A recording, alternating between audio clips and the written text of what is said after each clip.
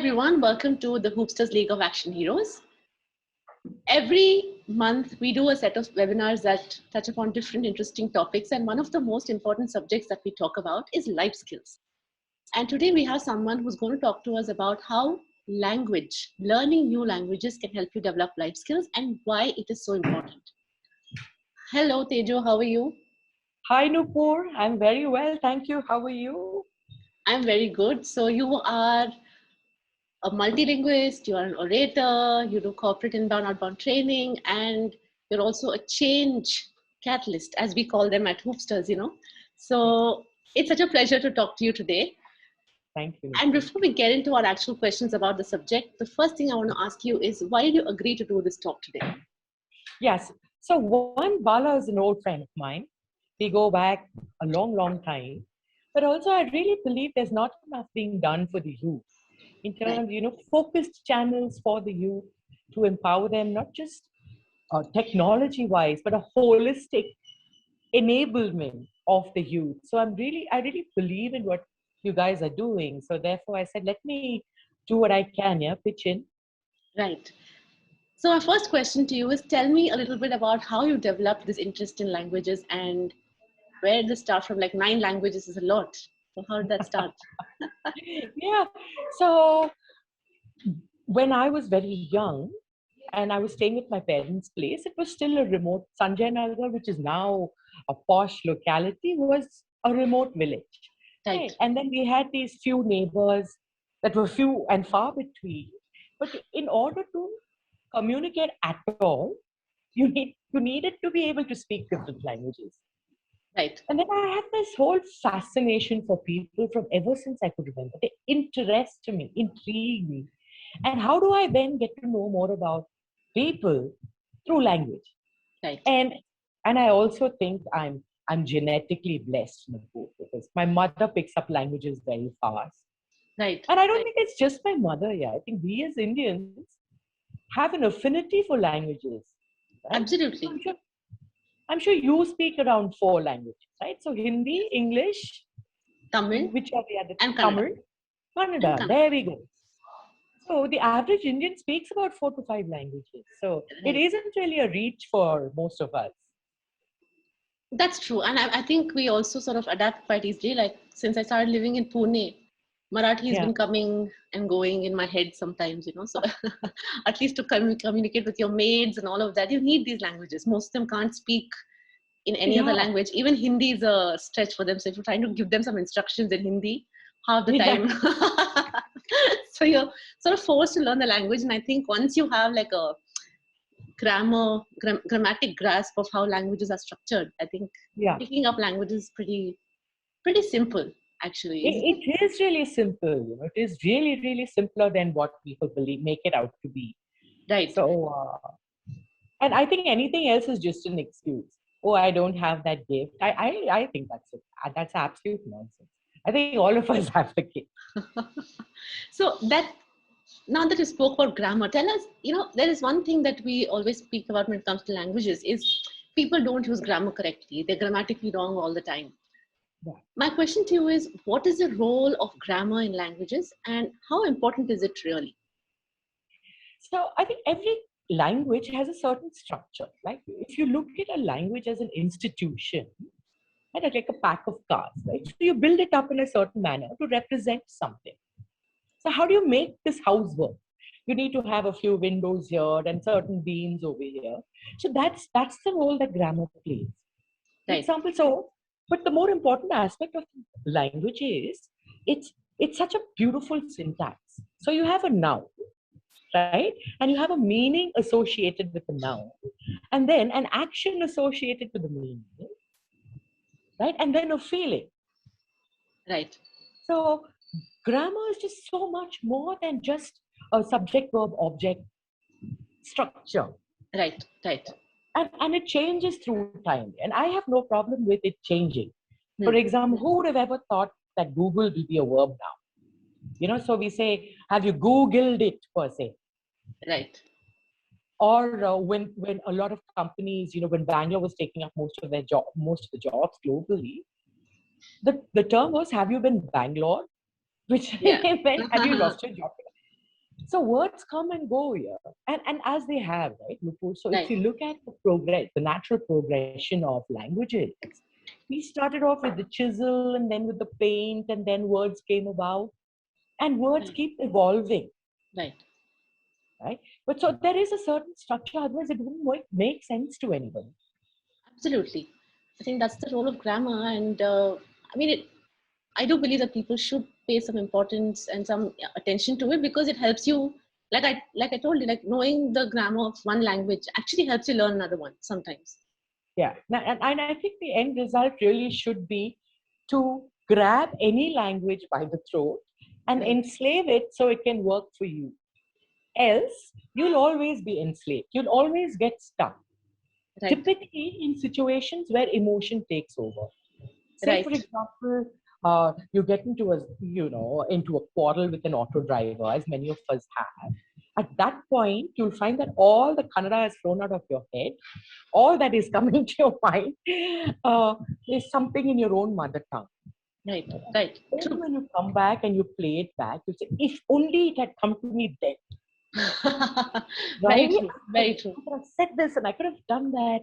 So I think it just enables your life at Right. so many different levels for which you need grammar. Otherwise, what are you going to do? Correct. Correct. So true. Now that we're speaking about, you said chisel and paintings and all of that, tell us a little bit about what you have researched or what you've come across about the origin of language. Where did all this come from? So there is this, I'm sure you've heard of it too, right? So it says, there's this cognitive theory where they experimented with the chimps, Right. etc. So for those who are not in the know, they experimented with a couple of chimps, adult chimps and some baby chimps and some teenagers. And they gave them a memory test. So they gave them some numbers, and then they replaced it with a blank screen, and the chimps had to identify the numbers. Right. And I'm talking about the numbers were shown for a couple of milliseconds. That's it. Right. And it was found that the chimps actually did better. The baby chimps actually did better than the human being. So that got us thinking that perhaps we learned the way chimps did, right? Because we have this new brain just for the last 2 billion years. Yeah? Right. Before that, we still had the chimp brain and then we evolved. Right. Right? But we had to replace memory with something new. Hmm. Right? Because what is it? We store that which is important to us. Right. Right? And then there's another theory that language came about because of grunts and groans. Right. Right? And people started understanding that, and language grew.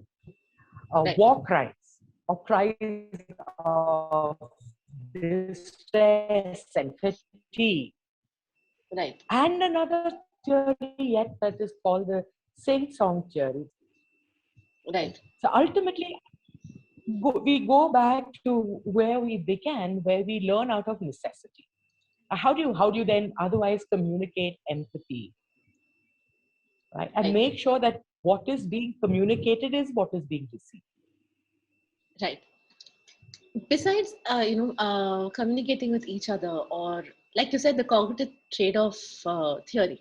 So, we had to lose something to gain something, right? Absolutely. We had to lose our ability to have short-term memory like the chimps do in Yeah. order to be able to retain and process these words and everything. Yeah, exactly. And another theory that is very interesting to put here, it's called the theory of linguistic relativity. Okay. Right? So this theory surmises that it's not even it is a theory that has been proven. Right? So it's not a hypothesis that the structure of the language you speak enables a certain worldview. So, which means the language enables your worldview. What does your worldview mean? Your behavior, your actions, your feelings. Let me give you an example. Take the word key, Right. right? That which opens a lock.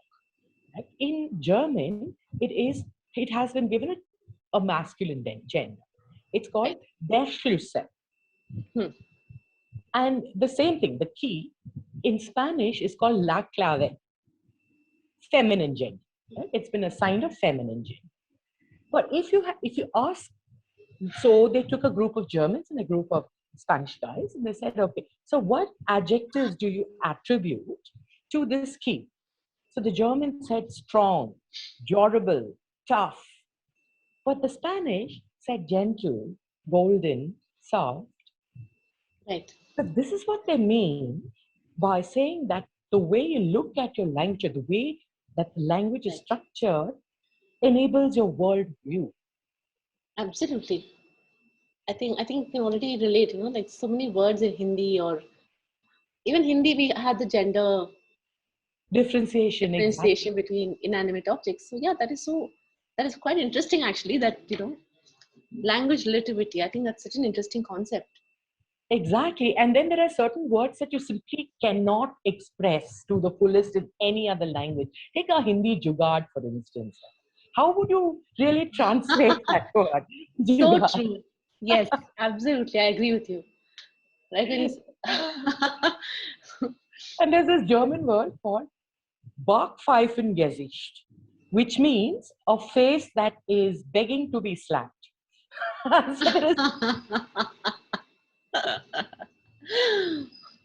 yeah, so there are so many words that you simply cannot translate from one language to another. It's just there. And that's beautiful. It's and almost, so continue. I was saying that it's almost like every language has a personality. Right. Intricate, beautiful, Yes, yeah, absolutely. complex. And at Different. the end of it, it's just sound. Right? Yeah, that is what is fascinating. Like the number of sounds you've managed to create. You know, Yeah, like yeah, different parts of the mouth. Like you listen to Mandarin, it sounds different. There are different parts of your face are used.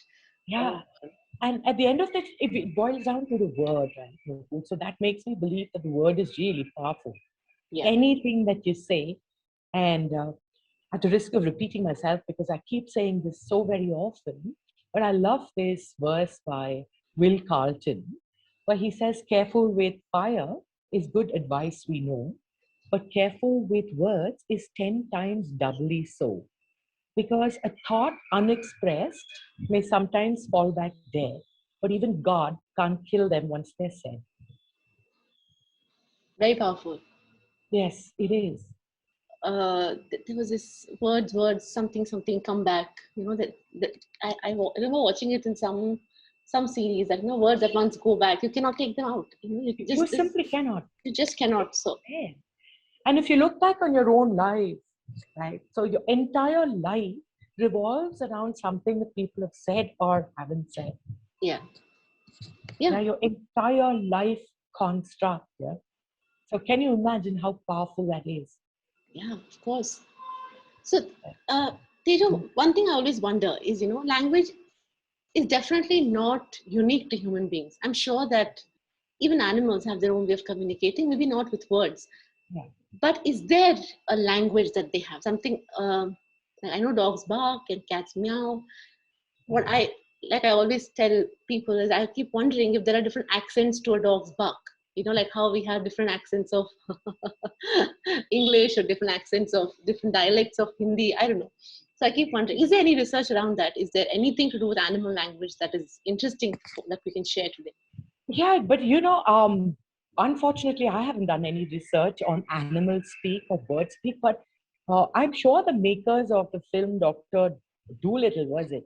Yeah, Dr. Little. Have Yeah, done something, and I'm sure that they have a language of their own, yeah, and which is far less complex than the human language, right. perhaps. Yeah, so maybe a dog from here would understand a dog from any other part of the world easier than a one human from here would understand the other human from anywhere else in the world. Right.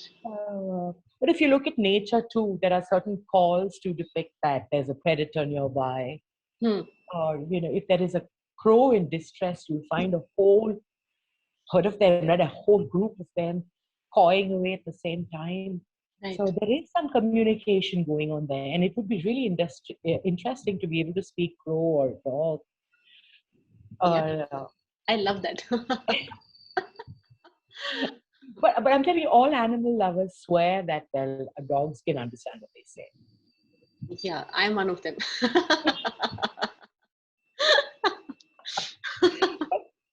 then that's interesting, right? Because here then the theory is that the dogs understand Marathi, Hindi, English. So perhaps they are the polyglots. I mean, they're the ones who can speak many Yeah, languages. pick up faster. Or they just understand what is important to their survival. Speak. Food, sit, Yeah, sit. food, sit. No. No. No. No is the big no, no. So there was this small little joke that I was reading earlier where two dogs are talking and one dog asks the other dog, "What's your name?" And he says, "My name is, I don't know, Tommy or whatever." And the other one, so he's like, "What's your name?" He's like, "I think my name is No," because my owner says it all the time. But if you ask a lot of kids, Nupur, they'll say the same thing because we're saying no to them all the time. Oh yes, Yeah. And yeah. research has shown that by the time you're 14, you've heard 1 lakh plus don'ts, mustn't, shouldn't. Right. Wow, that's Yeah. a lot.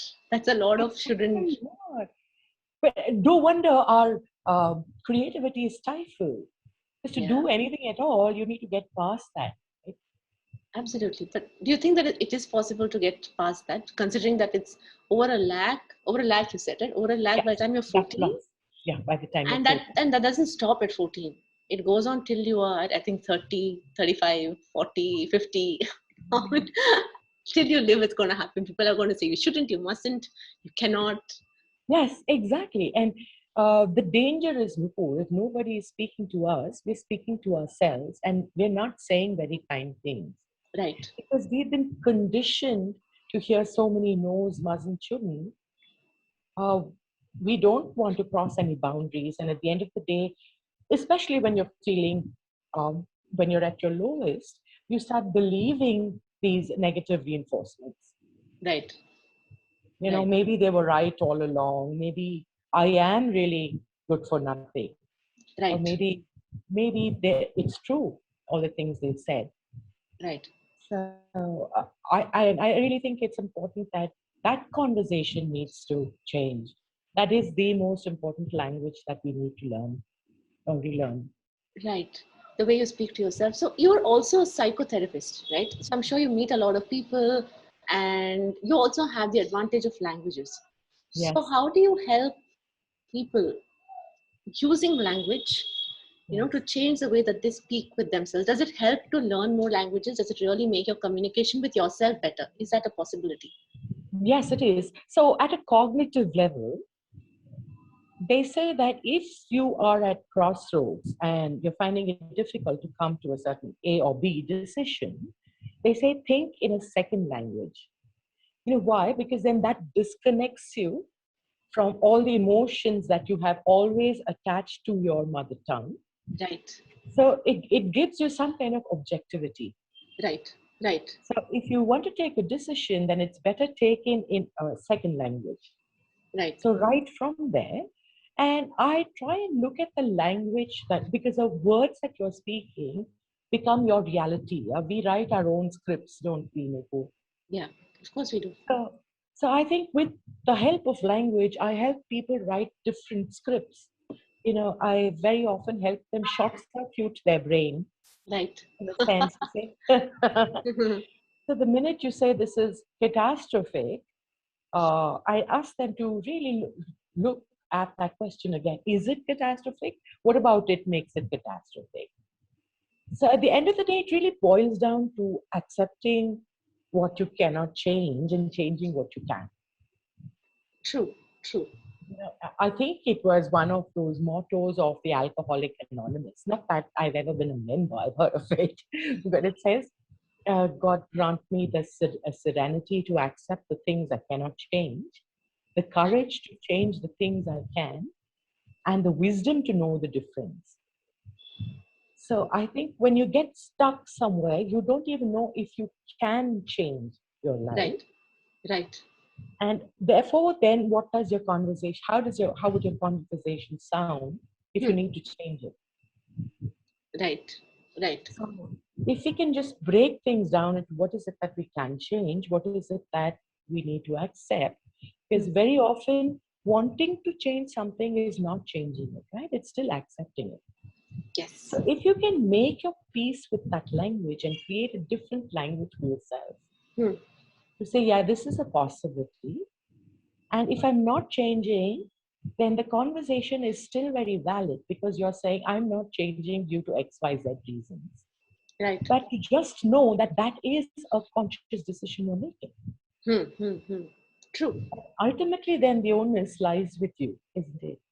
Absolutely. I think we cannot change the number of no's that we hear. I mean, that's Yes, something we just cannot change, but probably stop saying no to yourself more so much. absolutely, absolutely. And I know it looks scary out there. Hmm. Change is very difficult. Yeah. Yeah. Because of these 1 lakh plus no's, our conversations have become so hardwired in our system that any kind of change is difficult. Any kind of change seems scary. It Hmm. seems like a great big unknown. Yeah. It is so true. It is true. Yeah. And so then that brings me back to why people say children learn better than we do.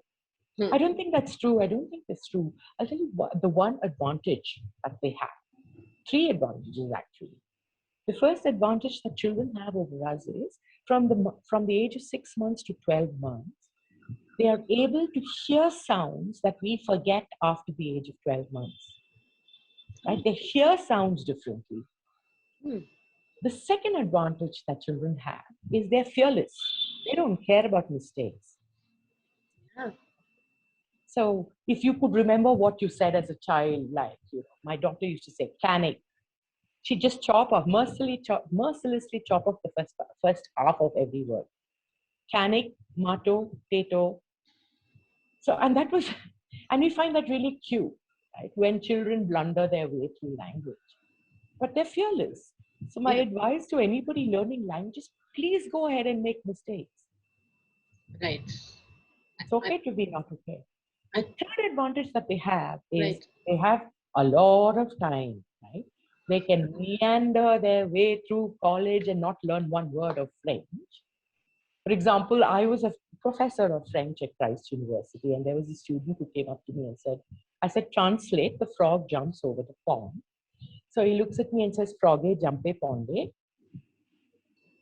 right? And I said, okay, this boy has not learned any French, but he has at least associated accents with French. Right. That's a start. That's a start.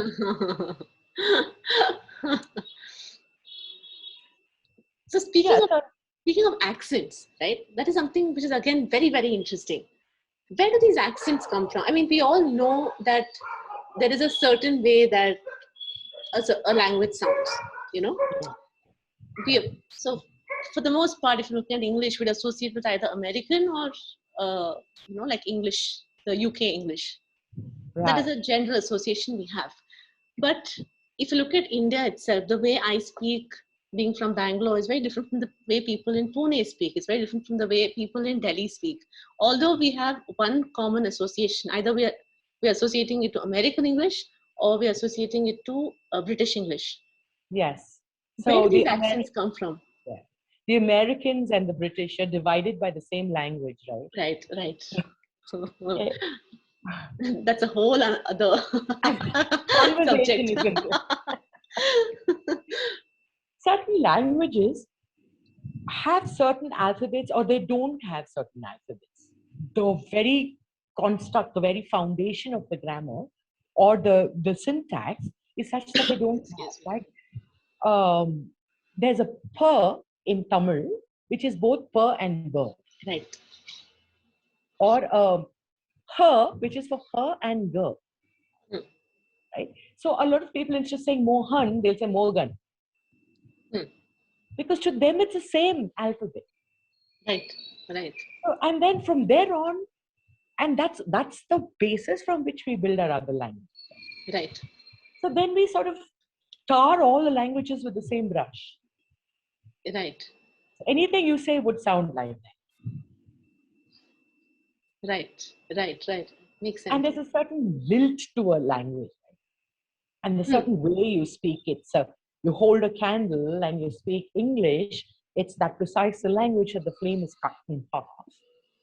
But you speak German, and so they say, you speak German, the flame goes off. Hmm.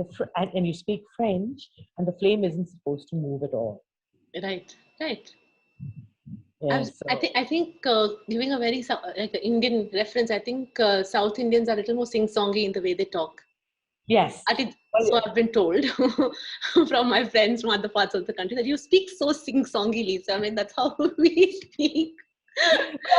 also the Bengalis, right? There's a lot of lilt in their Yeah, accent. yeah, yeah, yeah. So it's Yeah, like, see, so many things, like I said, language relativity. I think it sort of like gets into every part of our whatever we do. exactly. And French, for example, there aren't any harsh sounds. So every t that you say in English is a t. It's softened off. So there is no d. It's a d. Hmm, hmm. So the sharp edges are rounded off, Right, right? So then you convey that in every language you speak. right. Now in schools, like when we sort of were growing up, we always had 2 3 languages that we had to learn. We had to learn a first language, second language, third language, Yeah. which is a good thing. It's always good to know multiple languages. But do you think that in schools they could do it a little more differently to sort of make children get more intrigued about language, or I really wish they would, because to me the way to really go about learning a language is to immerse yourself in it, hmm, because every word has an association, right, right? So you have a first order conversation and then a second order conversation about it. right, So if the second order is not significant, hmm, um, let's take the word cheers for example, hmm, or hmm, pros or santé. hmm, So the first time, say, a teenager is going out with some friends in France and they say santé, and that whole experience associated with santé, right? And or maybe une bière, s'il vous plaît, it stays with you for a lifetime. At right, the same time, if I say something like a coaster, so blah. So when you're trying to think of a coaster, the word will not come to your head even. Why? Why do you remember one word and not the other? right, Because right, your association with that word hmm, hmm, is hmm, meaningful, it makes sense as hmm, opposed to a poster. So, hmm, my point is when you're teaching children, teach them language in context. right. So instead of going about the usual, yeah, 1, 2, 3, 4, A, B, C, D, at the end of it, the child is saying, so what? Yeah, so CAT, cat, big T. Yeah. Right? So, how is it significant in my life? There was a course, in the University of Vermont, where before you sign up for this course, they make you sign a sort of a bond that says, if ever you write an email, say you're learning German, and you use a word that is not German, Hmm. or in your call with any of your professors, you use a word that is not German, we have the right to kick you out without refunding your fee. This course is for 3 months. Now, a lot of people take that challenge, and it's brilliant because after 3 months, you're steeped in the language. You start thinking, and more importantly, you start feeling in that language. Yeah. What university is that again?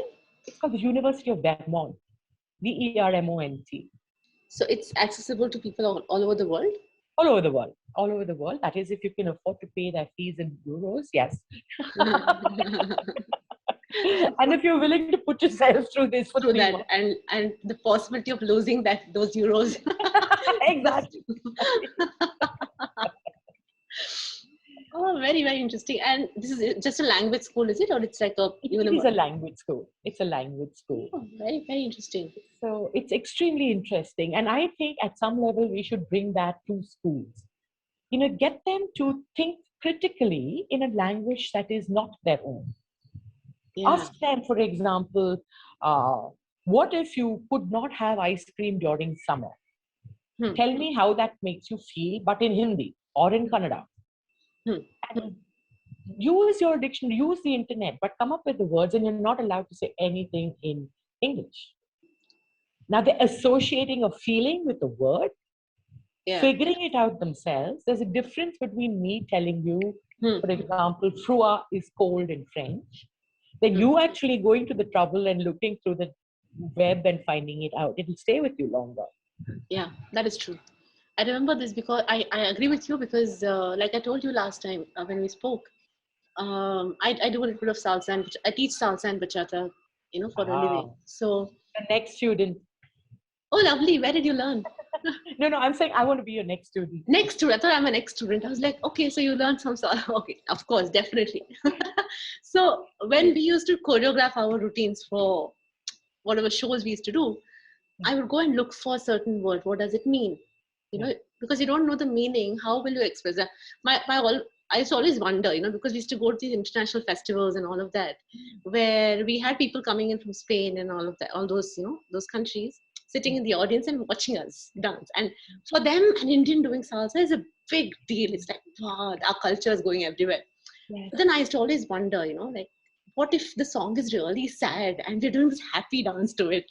That would look so, like if we are listening to a very sad Hindi song and this guy is really jumping around and dancing, you would really find it's so disassociating, you cannot enjoy the show at all.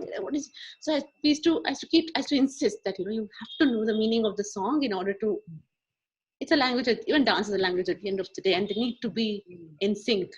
So this, I remember that the word corazon used to always come up in all the songs.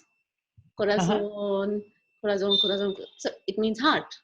Yeah. So my heart, and then, so these words I have to go and search for them and say, what does tango mean? What does this mean? What does that mean? So then you remember, you're right. So more you research about these words, these are some words that stay in your head. Exactly. So to say. Exactly. Yeah.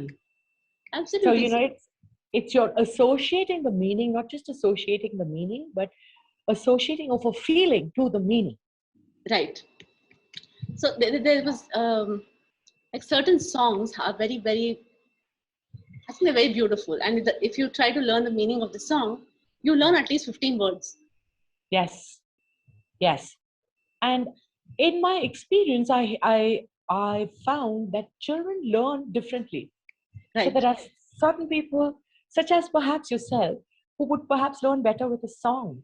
So get a song, teach them the song, get them the beat, and then get them to figure out what it means. Right. Or some people just learn through logic, then bring out the grammar and say, okay, this is how this is. And so A plus B will give you C, not always.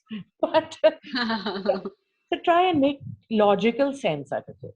Right. Some people like poetry. So I think that we learn differently. But as long as we can associate meaning to what we're learning, then learning is for a lifetime. Otherwise, learning is just till you finish your 10th standard, I'm done. And I haven't learned a thing, kind of thing. Right? Most of the time, second language, you're done with it and you say, thank goodness, that's over. Yeah, that is true. Like I remember, I love Sanskrit today when I read and try to understand. It's a beautiful language, but when you were in school, it was just so depressing to study for Sanskrit exams, so like, oh my God, that Rama, those structures we used to have, and you can't say, Rama, yeah. And you draw the table and then write it, hey Rama. I used to wonder, like, why am I doing this? Am I ever going to speak to somebody in Sanskrit? Yeah. But today I realize the value of it because, of course, you've all grown up and you've seen different things, and we're like, oh, if I learn Sanskrit, these things make more sense. Reading a certain verse maybe of something is more interesting in Sanskrit than in English. Than an English translation, the actual language is much better. So maybe there is like you said, there's a personality to each language. There is a certain feel to each language, and it's wonderful to experience that. And you are somebody who can speak 9 languages. So tell me what all languages you speak. This is so interesting to me. So let's go. So I have Hindi, Tamil, Telugu, Kannada, English, French, German, Sanskrit, Italian, Spanish on the way. Oh, lovely. So some point. The next time we talk, it'll be 10. I can understand Malayalam and I can understand Bengali. Right. Because I think, again, Tamil and Malayalam are first cousins. Right. So this is what we used to do in school. So they ask you, how many languages do you speak? If you could understand one language, you used to say half. So we say 3.5, 4.5. So you're already at 10. Two Exactly. halves, one. Yeah. So what is And the I'm best? sure, Huh? I'm saying, I'm sure, Nupur, if you had to go and stay in a place where they speak only that language, Yeah, yeah, yeah. in a week you'd be good. Yeah? You'd be speaking it like a native speaker. Yeah, at least tell the taxi guy, take a left, take a right. Exactly. That which is meaningful to you is all that one learns. Right? The first thing I learned when I went to Pune in Marathi is Pude Mage Ujvi Davi. That is all I learned. Like go left, go right, go straight, go back. That is the first thing I learned. So associations again. So what are the best part Association. about being a multilingualist? Tell us some fun things that happen because you speak so many languages. Yeah, so once I was in France and I went there to talk to them about working Indian culture and working with Indians. So I wore this pattu sari and the silk sari and a big bindi and everything. And you should have seen I'm telling you, like I was a zoo exhibit. Before.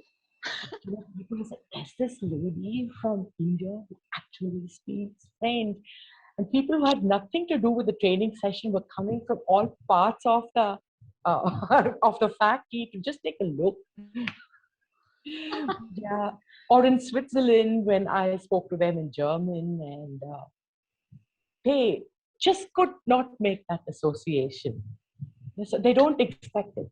Right? So, and everything. So this is what I mean when I say language breaks barriers. Yeah, absolutely. Everything, is so much easier. Conversation is easier. You can see the barriers falling off Right. just by speaking another language. Yeah. So the more languages you speak, the more at an advantage you are. Yeah. There's a sense of joy that you get when somebody speaks you're in a like if I'm in when I was in Maharashtra, when I was in Pune, if somebody speaks in Tamil or Kannada, there was this thrill. I Yeah, can't even explain why that happens, but you speak Tamil was a big thing, and it happens all over the world. I think if I don't know, like a Tamil guy meets another Tamil guy in another country, that thrill is something else only. oh yeah, You oh know, yeah, yes. And once I was in Paris, and there were these two Americans who were desperate because they couldn't communicate to the receptionist. The receptionist knew some English, but and I just sorted out. It was a small thing. They wanted a printout of their ticket or something like that. But the gratitude on the part of the receptionist as well as the Americans. or translations. When people this is again one more thing, and multiple languages, you can actually help people out sometimes. You can help people out, and everything increases. Your listening skills get better. Hmm. When I work as an interpreter, I'm thinking in three languages, right? So French, English, and whatever language makes sense to me. So I'm listening, I'm making sense of the environment, I'm adapting to change, Hmm. and or I have a whole host of TV programs to choose from. So Right. there's nothing happening on Star World. I can go check out a Malayalam movie or Correct. or something else. Yeah.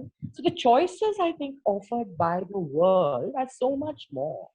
Get to live that much more, experience that much more when you speak different languages. Yeah, absolutely. I agree with you on that. I think with just four languages that are completely Indian. I mean, I don't speak any other foreign language other than English, Yeah, but just these three Indian languages can give you a whole like range of experiences, absolutely. a completely different range of experiences. And, Language. Yeah, continue. and I was just saying, and then Jugaad becomes that much easier. Jugaad, especially Puneri Jugaad. Yeah. That is that's an entire other kind of Jugaad. And then you don't get taken for a ride, so you're not the victim of Jugaad either. Yeah, yeah. If you've experienced Puneri Jugaad, you can go through Jugaad in any other part of the you know, like speaking right now, language is it is very important to us as a community. You sort of make relationships with people, you have this sense of pride for your language, and that you only realize it when you're not amongst your own people, like when you're away from them, the sudden pride in your language. There's so much we associate with it. Exactly. So tell us how language can affect change. in the society? So one, I think, so we need to break this barrier of this is mine. I'm amazed at the premise of that construct. So empires have risen, empires have fallen, but this good earth has existed much before us and will exist long after us. You actually have the goal to claim some territory as yours and then impose restrictions on it in terms of language or anything else and say everybody else follow, I think it is simply beyond my comprehension. It never was yours. Now, if it gives you a sense of pride and a sense of belonging, fantastic, more power to you. But that's Right. your pride and your sense of belonging. Right, right. It was never yours to begin with. Absolutely. So where does one go with this taking pride to the extreme that it becomes fanaticism? I don't understand it at all, at any level. Right. Right. So that's one thing. And that is something that really needs to change. Yeah? So where people start using things that are not even theirs to belittle others who don't know your language because you don't speak that language. Yeah. So that's a huge problem. And I don't know why we give a certain language some snob value. So by default, English has this snob value. Yeah. I think Absolutely. every language should be done justice too. So if you speak a language because it's so important, and I think words are so powerful, Right. but you need to use them wisely and use them well. But that aside, I don't understand why speaking English is so much better than speaking Tamil. I think some of the richest literature comes from Tamil, in my experience. That's my opinion. Right. Right. Yeah, So, absolutely. so I think we need to start questioning that. You can't use language as a barrier. But at the same time, to use language as a barrier breaker, I am hoping if it can break down geographical boundaries. For example, me going to Germany and being able to speak German, and therefore the ease with which we communicate becomes better. Then can we take that a step ahead? Can we use language to bring about some sort of commonality across the world? Yeah. Because at the end of the day, the suffering is the same. Yes. Right? Or the sense of isolation in these times is the same. Yeah. It transcends the language you speak, I speak, or anybody else may speak. So then can we break down false barriers and reach out to people in meaningful ways? Absolutely. And I think this, if anything at all, this pandemic has taught us that it is not really about how much you have. It's how much you can give, how many relationships are honest, and how much you can change your perspective of the world. Right? That's making a difference now. Whether you're a Bollywood star or a vegetable vendor, we are all going through the same thing. I mean that. I mean that they have a lot more financial resources at their beck and call. But that doesn't change a thing. You're still undergoing the same suffering. Yep. True. I think we Or always from, did, and we didn't realize that. When it comes to your mental health or the way you feel, I think we're all common at that level, but we never realized it till the pandemic hit. And that's just it, right? Because we've been living so much from the outside in. It's about time we start living from the inside out. Right. Because we put so much value on the exterior, right? Money, what does this person think? That political law, this political party. So somebody else pushes your button and you react. But who and what are you in this whole process? Without anything on the outside. Right, right. What are you telling yourself when there is nothing else on the outside? Yeah. Right. So I'm saying it's really okay to be not okay. Absolutely. And I think today, more than ever, I think it's become very noticeable, that people are not able to communicate very effectively. They may know a million languages, but I mean, I'm sure learning languages also makes you speak better, or put your emotions out better. I'm sure that happens, but still today we have like millions of channels. I can call somebody, I can get on a Zoom call, I can DM somebody across the world. There's so many channels that are open, yet communication is becoming more evident today that we're not able to communicate the way we feel. Yes. So Because as somebody who's been counseling people or talking to people during this pandemic or even before, what are your observations on this, and how will language help? so I feel we have a lot of unlearning to do before, Hmm. So it starts from you having to be Hmm. custom fit, so it's almost mechanized. You have to dress the same, be the same, think the Right. same. So Right. there is no space or tolerance for individuality, Huh. right? Absolutely. And the communication is, if you are not who society wants you to be, Hmm. or you cannot be who society wants you to be, or anybody else wants you to be, then who are you? Because you Right. have no sense of you. Hmm. You're not anchored on the inside. Determined by those number of likes that you get when you put up a post. Hmm. Or, you look at Facebook and everybody's life seems blissful. Everybody, who takes a photograph of a sad face and puts it up on Facebook? That's a false construct already. But then your life seems so much more blah in front of them. Yeah. It seems so jaded and so ordinary. But then what are you comparing your life to? And why are you contorting yourself to fit somebody else's definition of who they think you ought to be? Right. Right. Right? So that is not a common language that everybody needs to speak. Hmm.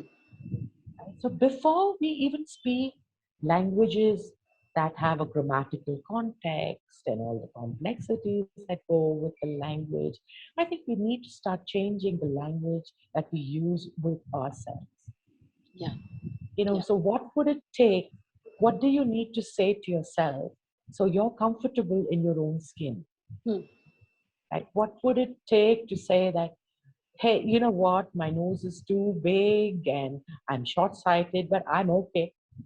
Yeah, I'm short tempered. Yeah, I make mistakes. I'm okay. Right. Right. Right. So, unless that conversation happens, Nupur, it's very difficult because the outside is fickle. The Yeah. outside is at the most, look, all relationships will come to an end. Hmm. Hmm. If Hmm. it's not distance, it is time, it is death that will put an end to it. But Right. my worry is that the one relationship that lasts an entire lifetime, the one ought to have with oneself, Hmm. is one that very often doesn't exist at all. We don't have a relationship with ourselves. Correct. Correct. Right? That's so So the true. minute the minute we're alone, we put on the TV or look for some distractions. Yeah. Or if I have to ask people, who are you? They'll give me something that reads well on shadi.com. I am tall, I am big, I have money, right? Or I'm pretty. Sure, all of that. But beyond that, who really are you? And when are you going to make peace with that? Hmm. What kind of language do you need to use to make peace with who you are? Yeah. I Because think else you'll keep chasing your shadows. Yeah? You'll keep chasing things that are by definition ephemeral. that is that's something which you said right now is so interesting, that your description of yourself is something that fits a matrimonial site maybe. So if you ask somebody who are you, I think the first thing they would talk about is, this is my career. I am a doctor, I am an engineer, I am a dancer, I am a this. And that is the first thing. Even if you ask me what are you, I probably say I own a dance studio, or I am a writer, or I am a this. Yes. So if somebody were to actually answer the question, who are you, what are the things that they should be looking at? They should be looking at what makes up a Nupur beyond all of this. Sure, so Nupur is a dancer, she's a writer, she's a very good interviewer. She puts people at ease. But beyond that, who is Nupur? What makes her sad? If I have to just ask you three basic human emotions, right? Sad, mad, glad. Let's add fear to that. Hmm. So let's say you've lived with yourself for 20 plus years. Hmm. So, but if I have to ask you what's your name, what would your answer be? What's my name? Quickly. Correct. Where do you live? Bangalore. What makes you sad? A lot of things. So what I'm saying is, Right. right? So these things come very quickly to us. Yeah. But even though we've lived our entire lives with ourselves, the real communication, as in what does make me sad? Why does it make me sad? What Right. makes me happy? Right? So we often see the what, Nupur. Very, very seldom do we see the why behind the what. Yeah.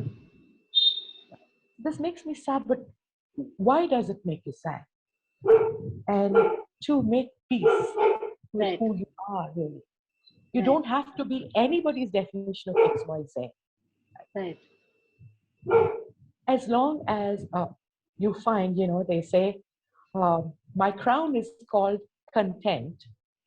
It's a Mhm. crown that seldom kings enjoy. Okay. So that's by Shakespeare. I think I've misquoted a couple of words, yeah. But that's the point, right? So when you can get to a place where you are okay with you, Hmm. not from a place where, hey, I thumb my nose at the rest of you guys can go hang yourselves. So that is still fighting against something. So Right. when you're not fighting against something, anybody or anything, saying I'm imperfect and I'm okay. I'm okay. I'm okay with who I am. Yeah, that is Then you that is an important thing to tell yourself that okay, I'm okay. I think I'll be okay, or I'll work my way around this and be okay eventually. absolutely, because then I always have a me to come back home to. Yeah. But if you don't find that me, you're constantly looking outside of you, and Mm. everything on the outside is kaleidoscopic. It will change. Yeah. Yeah. I think the first thing we tell ourselves, when we go through change, like the last year, so many people, their life changed. Yes. And Yes. next, I was just looking at 2019. We had, Facebook gives you these what do you call those things? Those memories of I'm very bad with so Facebook. Facebook Yes. sends you these reminders. Okay, your Yeah. post on this day was such and such. So 2019 New Year's, when New Year's just happened, I mean, a couple of months ago, when New Year's happened, 2019. This year is going to be ours. We are going to do this, and then the pandemic. So a lot of people went through amazing amounts of change where they had to shut their businesses down. And I think Yeah. because of, like you said, the first few years of our lives, we hear so many can't, shouldn't, mustn't. Yeah. Yeah. The first thing many people felt was, I can't get through this. Exactly. Yeah. Exactly. And another thing that really needs to be re-looked at is the sense of entitlement one has. Right. Right? I ought to be happy. Why? Why do you feel you're owed anything? Right? So whatever you get is a bonus. The world owes you nothing, as I say. It was here Right. before you, Hmm. and it will last after you. So you're owed nothing. You're not owed happiness. You're not owed wealth. Right. So then your perspective shifts Right. from one of entitlement to one of gratitude. Your conversation shifts. Your script changes for yourself. Hmm. So does So does language also affect your personality, like the way, like you said, relativity, language relativity? We look at the world differently because of the language we speak. yes, But does the language we speak also influence our personality to some extent? it does. Because again, it's the language we speak with ourselves and to ourselves mostly, Okay. right? That changes our worldview. Hmm, hmm, hmm. For instance, if I had to tell somebody, so what makes you think you're owed X amount of money? Hmm. Simply because, so if you have to change that, then you change the language. Right? Say you're not owed that much. What would you then be telling yourself? Hmm. Right? But knowing these words gives you a spectrum to Hmm. choose from.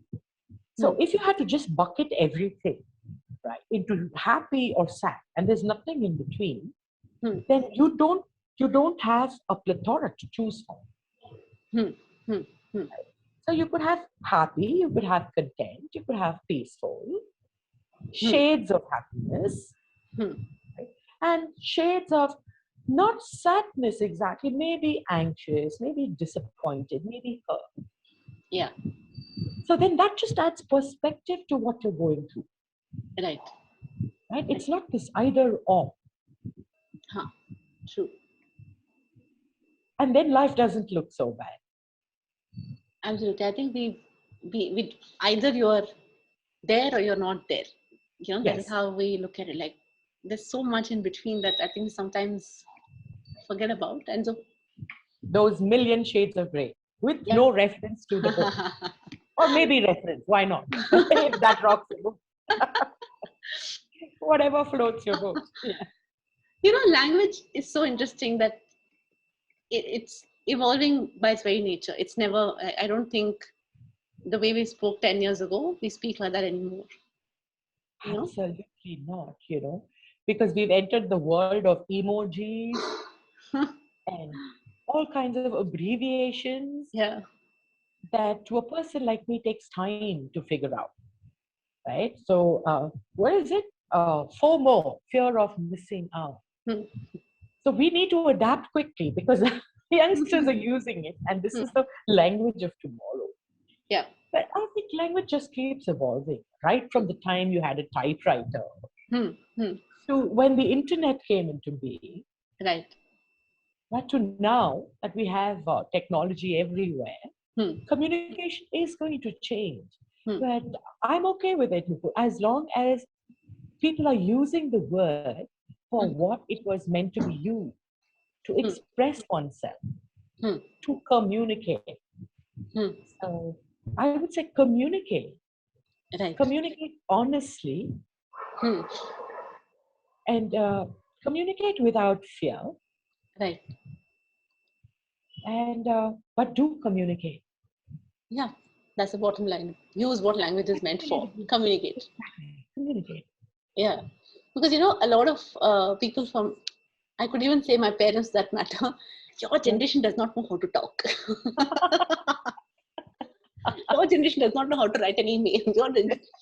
These are things that we hear very often. I Yes. mean, there was this essence of romance and beauty in writing letters. Like, I've seen my Yeah. parents getting letters from their friends which were 8 pages long, Ah. and there is a great sense of romance, and I love the whole idea of it. But today I don't think I would ever write a letter to my friend. I'd probably say, hey, what's up? Exactly. So Yes, do you and there think, was huh, this anticipation, right? Waiting for the postman and yeah, opening that letter. And, yeah, there was a small brief period when we were all into the pen pal mode. exactly. Yes. I think we are Yes. the lucky generation which got to experience a little bit of both. Exactly. The You know, best of both the best worlds. of both worlds. So we even had these. I remember we would write to. There was this Disney Club which used to come Huh. on. I think DD1, Ah, one ah, ah. channels, and I remember the countless number of letters and drawings we have sent to them. Gone. Then Sunday we switch on and wait. Aaj mera number aayega. Today he'll read my letter. you know. Yeah, yeah. So that there is definitely that sense of that excitement that was associated with actual letters and writing those long things and then reading through it. You know. Yes. Do you But think I that think because language is changing, we're sort of missing out on these things? I'm sure we are. But what you've never known, you're never going to miss. So if you have never known that time of the postman coming to your door and dropping that letter in your post box, and there was even a song by the Carpenters, Please, Mr. Postman, Yeah, yeah. that would not make sense to the younger generation because now you want everything, speed is of the essence. Everything needs to happen. It needs to happen yesterday. Hmm, Right? So there's a sense of urgency, hmm. and nobody really wants to wait for anything. Right, right. So they want instant gratification, they want instant feedback. If your email is 2 clicks, it doesn't work. So when you're coaching people, you say try and make sure that your email can be read at one shot. Hmm. So I think the language of yesteryear has no place for the speed of today's world. But do you think that is sort of making us a little, I don't know, maybe detached? I don't know the right word to use here, but like I said, like maybe my best friend and I, she lives in Kolkata, I live here. Had it been in school times, I'd write letters to her, I'd send drawings to her, I'd send gifts to her. But today, it's just hey, what's up? Of course, she's Exactly. my best friend, so there is an emotional attachment. But when I make new friends, Yeah. you feel like that same attachment is not there. Yeah, that is true. That is true. But if we could take that extra trouble Mm-hmm. to, because what is an advantage, and on the plus side, we can still pick up the phone and call her and hear her voice or have a video call, which we could not do, at least from not in my days. And so I Right. belong to a generation where there was one phone in the entire street, Huh. if that, and we had to book a trunk call, Yeah. right? But now we have the luxury of actually speaking to someone, Hmm. doing what is second best. Right. Right. Right? So maybe we can use that to compensate. I say compensate because I know what you mean when you say that process of waiting and keeping that letter folded somewhere, rereading it whenever you feel or whenever you need to. It's a whole different thrill. Yeah. But I'm hoping that people take the time to use that video call just to chat, just to say hi, Yeah. or just to connect, Yeah. and and keep communication going. True. And sometimes I also wonder, like because we are always, constantly in touch nowadays. Like constantly in touch. Is there Yeah. something? Do you think that sometimes it can be too much, and you sort of end up taking that person for granted? Or we're seeing a lot of relationships today, especially in our journey of doing Hoopsters. We've Yeah. seen that a lot of relationships crumble very easily. There could be Yes. other factors determining it, like your finances, da da da. But somewhere maybe it is the fact that we're always in such close proximity with, digitally, that somewhere Yes. we're losing out on the real conversations. I believe that's a very real uh, truth that we need to deal with. That is reality, Right. because there is only so much you can text, Yeah. right?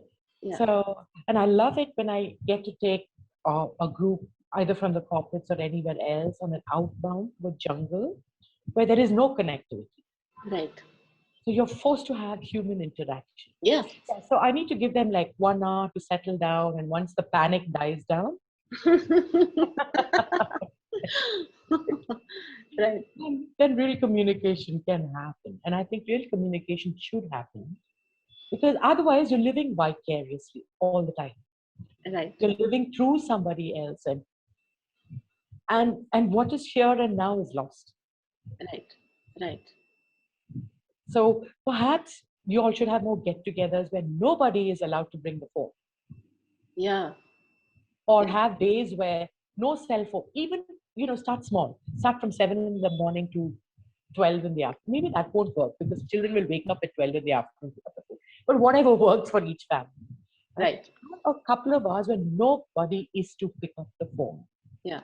and and and talk and speak. Really have a conversation that is human based rather than technology based. Yeah. So nowadays we have this new thing that we all do. I mean, we all realize that we are so into our phones. Even when 10 of us sitting at the table, Yes. even your peers. I understand that within families, kids are not talking to parents and on their phone. I understand that. It is really sad, but you should at least be excited to talk to your friends, is what I feel. Like when you're going out with your friends, at least Yes. there they should, but still you see five people sitting at a table and they're all on their Yes. phones. So we started doing this. I think it's some concept that came off the internet where you put the phones in the center and the Yes. first one to touch his phone pays the bill. Ah, that's a good way to do Yeah. this, right? Penalize or incentivize, both work, Yeah. Penalize right? works better, I feel. That fear of, oh, the bill is going to be mine, and look at these gluttons, they're going to eat away. That's a very good idea. Yeah. Yes, I think we should incorporate that. And it's so sad that we need to do these things just to talk to our friends. Yes, It is really Exactly. unfortunate, but that's how it is, I guess. Yes, I think we were always meant to be social animals, and there will be a price to pay if we lose sight of that. Yeah. I think nowadays these no phone retreats, like you said, they're becoming a trend because people need a reason to get away from technology. It doesn't come from I can't do it. That I cannot just say I'm going to switch my phone off. It just Yeah. does not happen, you know. Yes. So I think people should go back to reading books, not on your phone, not the Kindle Yes, thing. yes, Hard copies, hard-covered, bound books. There's a joy to that. yeah. Even with the books nowadays, you know, like just yesterday we celebrated my nephew's birthday. He's 2 years old, and he got him a bunch of these fairy tale books. And I was just showing my friend, "Ki, look what I got my nephew." And the Yes, first question was, "Is it one of those books that you press the button and it reads out to you?" I said, "No, it's a normal book where he's going to learn to read himself." exactly, exactly. But good for you. Yeah, that is a great choice. Yeah, he loves. It's very strange. After a long time meeting a kid who really was excited to. I think kids generally like anything that's colorful, but he was so excited. And I said, "Listen, books are never going to die. That's the best gift ever."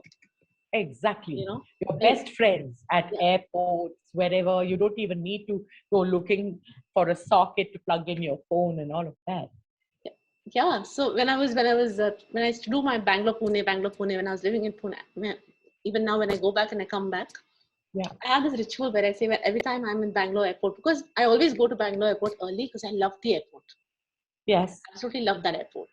Yeah. So I have this ritual that I do, that I pick up a book, one book every time I go to Bangalore airport. Wow. It could be like a small magazine, or it could be like a novel. It could be anything. They have this small that relay or replay, whatever that small store is called, where they have books Yeah. and they have Yeah. nice sales. So I found that it is the one time where I don't have to open my laptop, open my phone, Yes. you know. And Yeah. reading, of course, it's going to help you become more articulate, communicate better. Absolutely. And then you don't have these frameworks set in place. Yeah. So you watch a movie, but everything is set for you. The Hmm. scene is set, but here your mind can do whatever it wants. Yeah. Right? You can create your own backdrop, your own story Yeah. Yeah. within the story. Yeah. So your imagination grows, your vocabulary grows. I think it's a huge positive. Books. We were discussing recently, a couple of friends of mine, like, why aren't books, when they're made into movies, Yeah. as great as the book itself? It's very rare that happens, that it's at least on par. So Yeah. the only conclusion we came to was a movie can never get into the kind of detail that a book gets into. Yes. I don't think it can. And the joy of just, oh, this is Harry Potter, for example. When we watched Harry Potter, it sort of shattered our whole image of what Hogwarts. Each of us had our own Yeah. thought. I had Exactly. imagined it to be like this and that, and now you can know, when you read the book, you can only think of the thing that you've seen in the movie. Absolutely. So it narrows it down, Yeah, yeah, yeah. somehow. Yeah. So these we talk about different kinds of communication, language. I think it is an interesting topic to even keep talking about it, but I need to come back to one of my questions, which like you said, dogs can understand each other better no matter which country they're from. Yeah. Do you think that body language plays an important role, and do words sort of make us lose sight of that? Yes, because when you're facing someone, then what you are saying with your words is either validated or not validated by what your body is saying. Right. Right? So, and all it's culture specific too. Yeah.